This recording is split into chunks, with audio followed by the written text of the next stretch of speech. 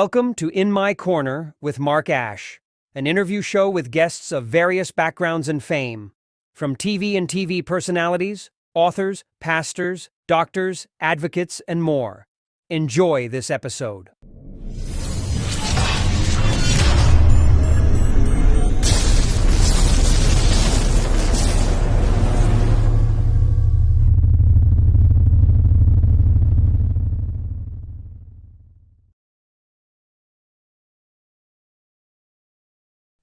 All right, welcome to In My Corner with Marc Ash. Today's guest, most of you will know from Naked and Afraid, but he is also a renowned actor and producer, which I hope to touch on just a little bit today. BULENT GURCAN, how are you doing today? Good, how are you? Thank you for having me. Yes, sir. No, it's my pleasure to have you. I've got to say, when I watched Naked and Afraid, once I got hooked on it about a year and a half or so ago, you've been one of my favorite cast members on there. Thank you. And you're one of the few that, obviously that I like that I have not yet met in person. Because, I'm an actor and a TV personality and have been since the 80s. I started out in professional wrestling and now I act and produce movies as well. Nice. I got to say, I was reached out to by Naked and Afraid cast last week, the casting. But with a nerve condition I have, I can't handle heat, weather, and all that. It was from an application I'd put in 2 or 3 years ago when it wasn't as bad. So I got to say, right off the bat, just some of the climates you go to, just the fact that you can last 2 hours, my hat's off to you, let alone 21 to 40 days. So. Yeah, it gets quite interesting because it's one of the aspects of the challenge is the environments that you have to survive is not 70 degrees on the beach. Mm-hmm. Exactly. So it's either the cold and most of the time it's hot and humid.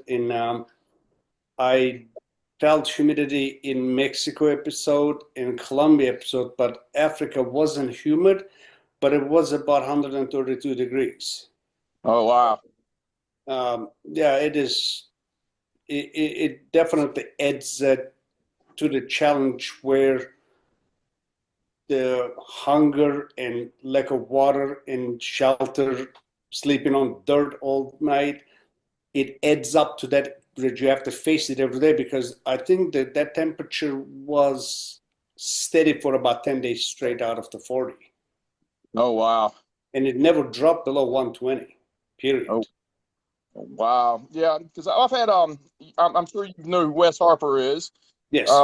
I've had him on which he lives just down the road from me. So I actually did an in-person with him, but we talked a little bit about the Africa, adventure, and he was telling me how miserable it was with the the climate and things there. At least compared for what I could handle. Yep. I'm built for a frozen. I'm not built for a hot episode.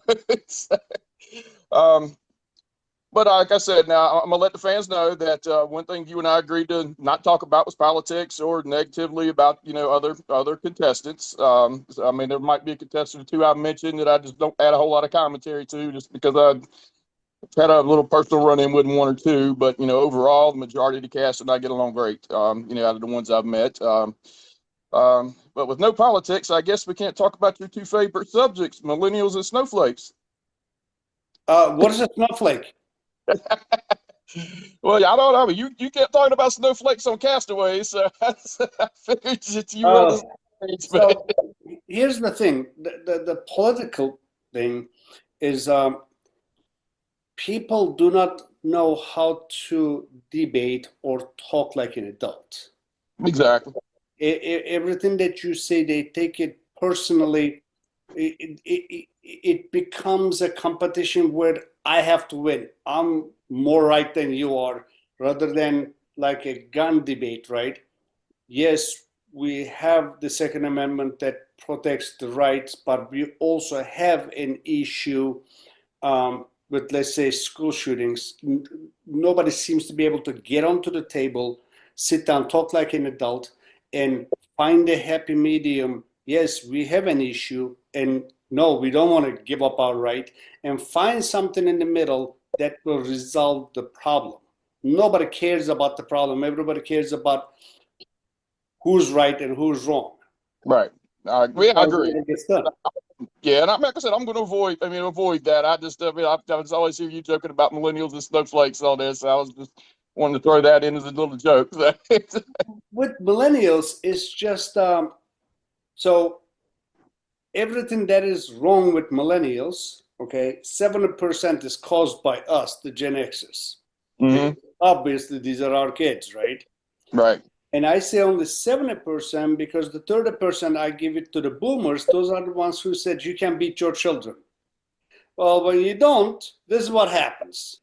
You Right. you somehow raise a child who can stand in front of a car, who doesn't want to be there, and expect not to get run over. And then when they do get run over, they want to call the cops they wanted to defund, or they want to call the cops they were throwing rocks at. I'm like, that shit doesn't work like that. Common sense part is like almost left, right? Yeah. And I don't think it'll be fair for the entire millennial population to say, all of them are the same. I would say there's a good chunk of it the same, and I met some really impressive millennials too, right? Yeah. It just happens that way. It's Yeah. life. Exactly. Well, let's move back on to let's talk a little bit before we get into Naked Afraid. Let's talk a little about your acting and producing career outside of Naked and Afraid. So that started right after my first challenge. Okay, um, this young lady, no, it was the husband. The husband contacted me. He wanted a cameo for a 20th anniversary, and this gentleman was an 18-year veteran of the Air Force. So I thought about how I can make it in a way that it won't just sound like happy 20th anniversary, right? And the families of armed forces members, I think, suffer more than we do when we get deployed. I went to Iraq twice, right? Enduring freedom and Iraqi freedom.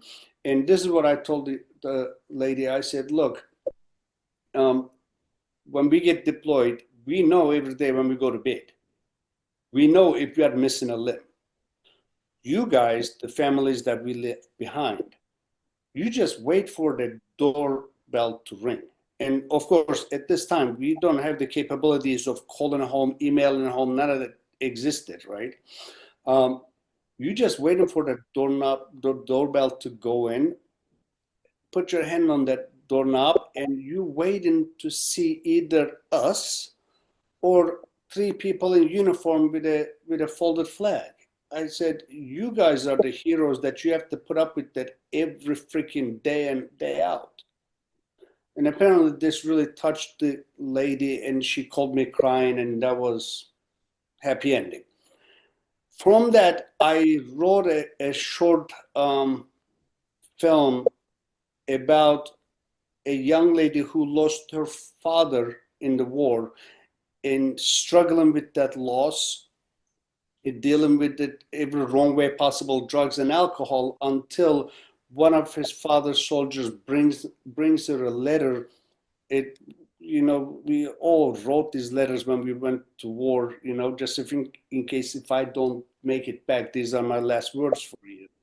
And that gives the young lady some kind of a closure, and she cleans up her act and learns to move on in life in a better way, called Gossamer Wings. I think it's still in YouTube.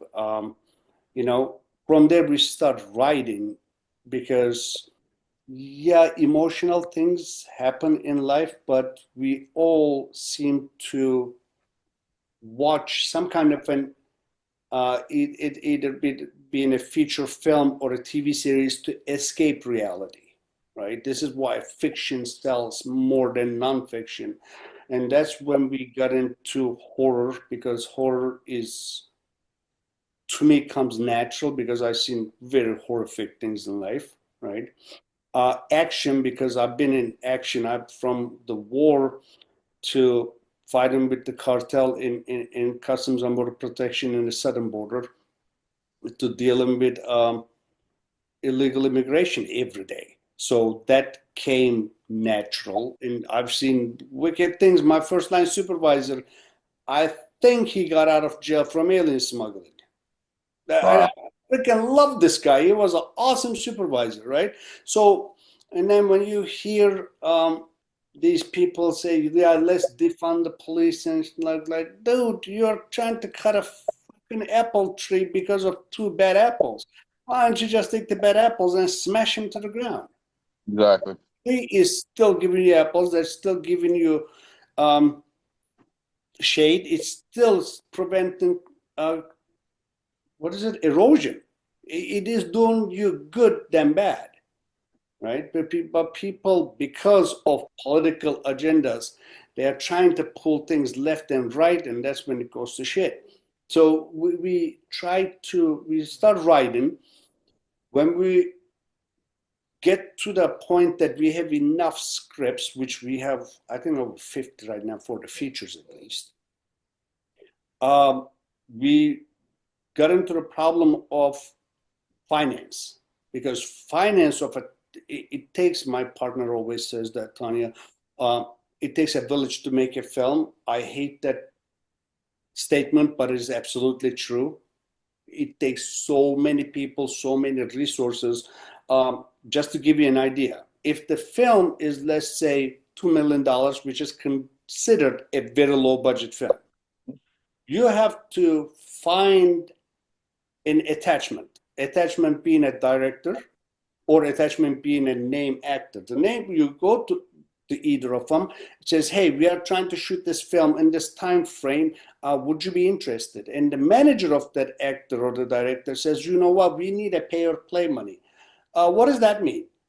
And he basically explains, for that time, for me to devote that time frame in this actor's calendar, you're going to give us about $100,000 to $300,000, depends on the size of the actor, for us to schedule that time frame for us. If you can come through, we keep the money. If you come through, his actual salary is this and this. Now, from $2 million, you went to $150,000 for the actor or the director. Now you're trying to find that money. It's a vicious circle, right? Even if you get the money, right, it is so many moving parts, from locations to casting to crew, right? It is so delicate, and you have a fixed time frame. You have to get everything done within that time frame. We have people coming to us and like, hey, we need to find $300,000 for a $16 million film, okay, with Bolden Brothers, and we can't find it. We are gonna run out of time, because once they run out of that time, it's gone. All the resources, everything is gone. You start from zero again. It's a really challenging industry, and I wanted to direct because I write the film I see in my head, right? I actually see the scenes, which makes it easier for me to direct and for you to direct. And obviously, nobody gonna come and give me $2 million. So I had to learn so many different things from finance. For you, basically, a director is the general contractor, right? General contractor comes to a building that does with the HVAC, the air conditioning, the electrical, the plumbing, structural engineering, right? The painters, it coordinates everything. So and the director, when it comes to the set, he has to have the knowledge of lighting, right? Electrical, acting. You have to get into the producer side, where the producer needs and wants has to inline with budget and resources. And the actor says, you know what, I need my own trailer, and it's gonna cost a specific trailer, right? More money. Now you have to get into the drawing board to see if that can happen with the producers and the financiers, because now you're out of budget. It is almost like a circus that has to function every aspect of it at the same time, unisonly, and you are the biggest problem solver, right? And Right. I like problems. I work better under stress anyway. So that's how all of that evolved. But since the Hollywood, I say, collapsed, because everybody is fleeing out of Hollywood, and the old way of making films and financing is literally went to crap. Alternative financing is what is happening, but with that, it's difficult because somebody in stock market doesn't understand film finance. So there's an educational part that you have to go through with each and every single one investor, which takes forever. And it is quite frankly scary because you don't have a tangible product in hand, unlike a stock or when you buy a company. When Elon sold PayPal, he actually had a product that made money, right? That determined the price of it or the value of it. We don't have that in film. So when he gives us $300,000 to give it to the actor for as a pay or play money, there is actually no guarantee that money will not go to trash because all the parts couldn't come together at the same time that it needed to. Regardless of how much I bust my butt to make it happen, shit happens sometimes, and it's difficult to convince somebody to give you 300 grand that it might just go to trash. Oh, Right? exactly. I mean, well, because I've talked to you before, I promote Comic Cons, occasionally on the side, and of course I've run ones that done very well, and then I'll turn around and run another one and barely, spin the needle at the door. I mean, because everything is always hit or miss. I mean, because like I may schedule a Comic Con, and then another may schedule an event across town, and for whatever reason they're more popular to the locals than what I'm bringing. There's all kinds of tangibles that come into play. The film is slightly even more hectic because we have been all of those things we have been talking is pre-production and then the production, right? If it starts raining for 3 weeks straight because you want to shoot it in British Columbia or Washington State, which is very common, now you have delays. Delays cost money. Every day is money on the set. Let's just say production went great. Post-production, the editor comes in, you know what, I don't have the transitions I need. We need to go back and shoot some more scenes. Additional money. You did that. You actually got the music, the sound design, the color, and everything is fine. Now you go to the distributor, and the distributor says, yeah, I won't distribute this. This is not good enough for me. It's not big enough.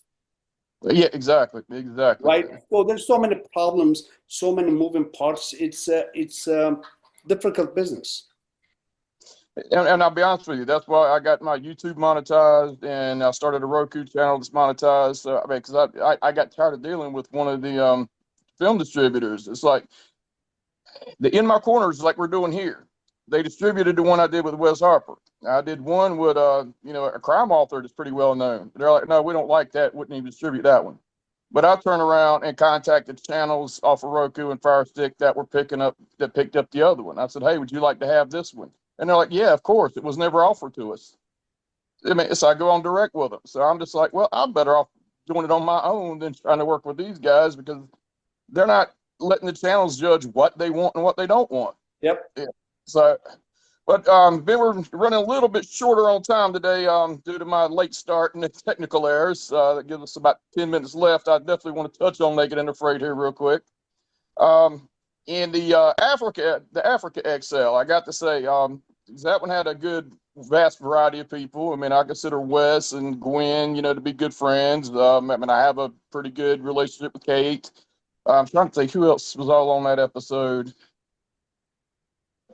But anyway, well, there's one guy that I'm gonna ask you about, but I'm not going to comment much on him. But he was kind of a centerpiece of this, so I don't want to avoid mentioning. But Seth Reese, he was one that he was in 2 or 3 different camps, and of course got banished. I mean, of course he was with you for a little bit. What was it really like working with him? I mean, I've got to say, I mean, I've only talked to the guy, through Messenger and on the phone. I've never personally met him. We just kind of personality clashed is all, so. Quite frankly, I can't really say I worked with Seth. Okay. When I went to his camp, I said, look, dude, I'm trying to do this thing alone because I'm better being alone. I don't really work well with everybody. So I didn't even sleep in the same camp with him. My camp was completely different and far away from him, so I couldn't really tell you how he is, but it is an extreme challenge, right? Mm-hmm. From temperature to location to resources, everybody's reaction to extreme conditions going to be extreme as well. So you Right, right, can't judge somebody who's on normal life, put them into that kind of condition, and expect them to act the same way. That's right, never going to happen. So, good or bad, he tried his best, and he, I would say, he did kill an animal because that's the reason why he had to leave, because he was trying to track that animal at noon. mm-hmm. Noon, it's 132 degrees under shade, and you're out in the open trying to track an animal, and you will get lost because Africa everywhere looks the same, at least within the 2,000-acre place we were in. It Right, looks the same, right? He came up to me and said, like, hey, dude, can you get me some water? I gave him some water. He said, thank you. You saved my life with that water. I said, you would do the same thing to me. But that was it for him. You can only, I judge people with whatever they can do. That's what right, he did his best. And tops up to him. I don't believe he finished the 21-day challenge before that, and he was there for 23 or 24. So he did finish an actual 3-week challenge right, in right. Africa, which is hell of a lot more extreme condition than most places. So he did his best. That's all I can say. Well, I mean, as I'm saying, I got to say, regardless of my personal feelings, just like I said, just the fact that he survived that heat, I got me to take my hat off to him. So, Yep. and then let's see, you also were with, it was two girls. It was Makani and was it Kate? Yes. Okay. I mean, what was that like? Um, the insertion day was an extremely hot day. As a matter of fact, if you go back and watch in the insertion day, you'll see me do a handstand. The soil in Africa where we were has a lot of iron in it. Therefore, when it gets hot, it burns your feet. It's not Right, like a right, real dirt. My feet got so hot, I had to get on my hands and get my feet off the ground. Okay, wow, that took a lot out of me.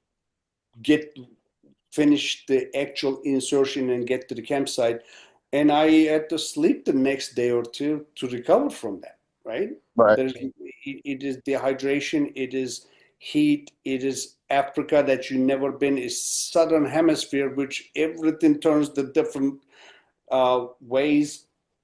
So I think Kate didn't take that well, and she just wanted to leave. And I said, all right, let her go, if mhm, that's her choice.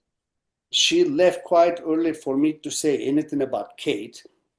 right. I mean, And I talk to Kate periodically. She's somebody I've got a decent relationship with. And yes, everybody likes to pick on her about the episode with the bugs and things. And I try to explain to people that I'm a Southern North Carolina boy. Bugs here really don't bother me. I mean, they don't seem to bite me like they do other people. I'm like, which I know she's up in Maine, and it's probably kind of the same thing. But I can't expect to fly to the other side of the world and have the same experience.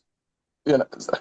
the same thing that applies, say, Seth, to applies to Kate too. It's an extreme Mhm. condition, right? It's out of her element. If you look at Maine in the winters of the Maine and the summers of the Maine, it looks nothing like a South Africa. Therefore, the reaction is going to be different. How she going to adapt going to be different, or ability to adapt, if you would. I did. I re-met Kate with the last one standing, the second one, and we actually have a pretty decent relationship. She calls me every once in a while. It is just that when you put somebody in extreme condition, everything out of that person going to be extreme. Yeah, exactly. I mean, that's what I'm saying. I don't expect, what I'm used to here to fly to Africa, Colombia, Venezuela, or even going down to Belize for it to be, exactly the same because it's a different environment, it's different Yep. bugs, it's different everything. So, I mean, I guess I don't criticize Kate for that. Like I said, I have a pretty decent relationship with her. Of course, like I said, Gwen and Wes are probably my two best buddies off of that, And particular challenge. And I was with Makani for, I think, at least I would say 10 days. And Mhm. Makani being a vegetarian was, I mean, it just make me question the motives for joining the 40-day challenge. We're in a place that's been 7-year drought, and we humans, we can't jump, we are short, we can't run. You can compete with vegetable sources with an animal, and we can't really digest leaves, right? Right.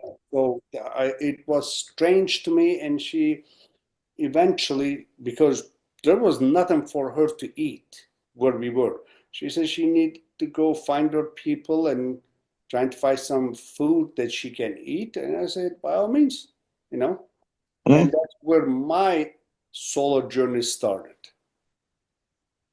Yeah, I was gonna say you did spend most of that particular challenge alone. About And then 30 days, I think.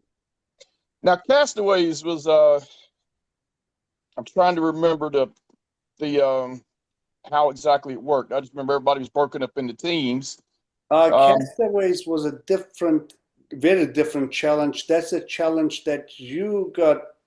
Imagine your airplane crashed and you got to an Mhm. island. That's it. You are Right, just on an island in the middle of an ocean. You're gonna go survive somehow. So you have right. to find every tool. You didn't start with a knife or a fishing line or whatever you think you're gonna get. You were completely at zero. You have to be very innovative. The engineering skill set to come into utilize whatever you can find that wash to the shore, right? It's good and the bad. You catch an animal, you have no knife to cut the animal to actually be able to eat it, right? Mhm. It's a different challenge. The people, the cast members for that was very talented and strong people. So there's a couple of things happened that I think two of the people got poisoned. I believe so. Yeah, one of them throw her knee out. I didn't get to meet them on the challenge, but these things are tough, man. It's not everybody's not it's not designed for everybody, but I think everybody that was sent to Castaways had the ability to finish the challenge, but you can't do nothing when you're poisoned, bro. Oh, absolutely, absolutely. Like last one standing. Yeah, I mean, I talk to Patrick all the time, and he gets a bit, but I mean, I think he's been really entertaining right now. So, Very.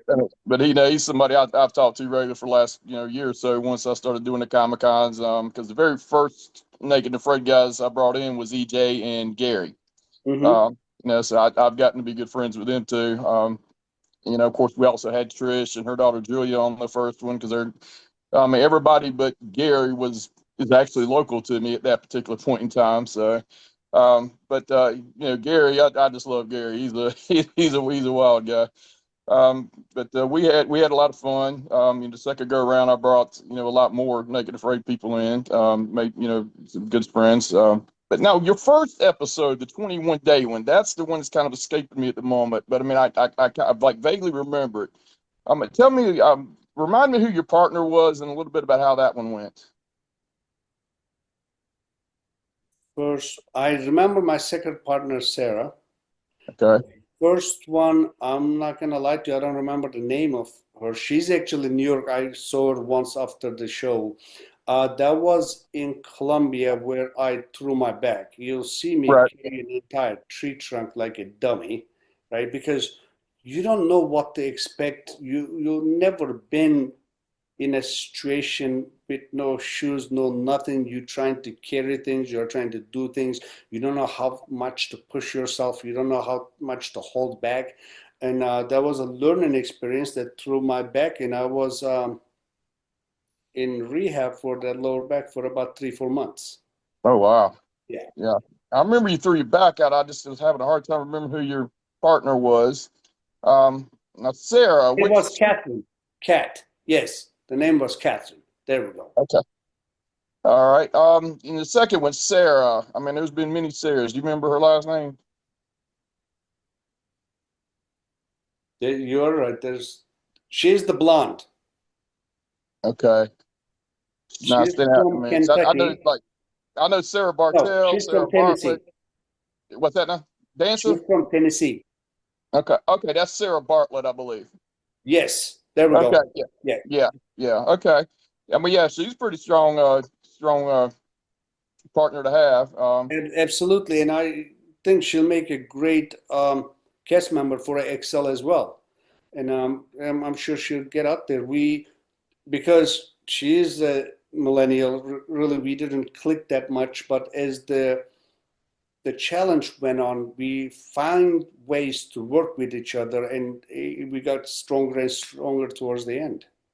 Oh, absolutely. Absolutely. And now, do you have any more episodes that are coming up, or any more, I mean, like, or even in your movie studio? I mean, what's next to come up? I mean, I do understand NDA, so if it's something you can't talk Yeah. about, I'm not going to try to push you. But I haven't, my last challenge was Last One Standing, and I don't know what will be in the future. hmm The film production is always contingent to financing. I was approached to open up a brand new YouTube channel because the way I talk apparently affects people differently. hmm Because I don't hold it back. I'm not here to make friends, right? I'm going to tell you the truth the way I see it. And from my point of view, you like it, you don't like it. You think I can pontificate. I was told that I pontificate. That's a word I had to learn. And Right. I'm like, if you just stop doing dumb shit, nobody will try to give you an advice. Okay. hmm Yeah, Right? absolutely. And that and a podcast that they're trying to put me on, and we'll see how that will go. But I continue working. All right, absolutely. I mean, if you need any help with that, feel free to reach out to me. I mean, I don't know where you're living at currently, but like I said, I'm in southeastern North Carolina. But there are a lot of things we can do as remote, like building up watch time and attracting new viewers. That's something that we can definitely do remotely. So, Awesome. Thank you. not a problem. But like I said, Ben, I got to cut it a little bit short due to my technical errors, which I greatly apologize for. I want to No say problem. I greatly appreciate you coming on. And hopefully I'll be able to get you back on some other stuff that we got going. Because like I said, I do make, little small independent movies. And of course, we do different kind of talk shows, game shows. As a matter of fact, that's what Wes's next project is going to be with me, is one of our game shows. We're going to kind of do like the first episode, we're going to do like a celebrity battle. So it'll be me against Wes in the first episode before we just start bringing everyday citizens in. So, Awesome. Awesome. He's so a nice man, very nice man. I met his wife too. Great couple. Great yeah, couple. they are. They are. They really are. They really are. And like I said, they just live right down the road from me. So he's somebody I talk to pretty regularly. So, all right. But once again, Wes, like I said, I'm sorry. I mean, excuse me, Belant. I don't think we were mentioning Wes. I don't give the people. This is Belant Gurkin. It is not Wes Harper. Okay. But we are grateful to have Belant here. I'm glad that he brought his wet sense of humor with him instead of the dry sense of humor. So I saw that YouTube video. I had to throw that in there. But once again, like I said, I want to thank you very much for coming on. Thank you. And folks, the next episode we're going to do it would be with Jolie LaRue. She was on one of the regular episodes of Naked Afraid earlier this year. That'll be taped next week. So this one, like I said, I'm taping it on Friday, maybe a day or two before it hits the air. Just let Belant know. But of course, if I have a good day and get the editing real good, it may be tonight. Who knows? But so, but like I said, once again, thank you, Belant. And is there anything you would like to say in closing? Thank you. Keep watching. Keep support your cast members. They go through hell and back, and the people need to give some credit to even the people who attempt to finish a challenge, because it is very easy to sit on the couch and yell at a TV. Exactly, and like I mentioned earlier, I was contacted by casting, and just due to, a medical condition I have, I mean, like I said, with me not knowing what kind of climate they're sending me to, I'm not even going to attempt it, because I know if I get anything above 70, I mean, I'm coming home. There's no doubt about it. I'm coming home, and I don't want to go into a challenge where, don't get me wrong, I know the building fire, the food, the water. I mean, none of that's easy. None of that is easy. But, I go in mentally prepared to try to tough work in that situation out, that I need something else.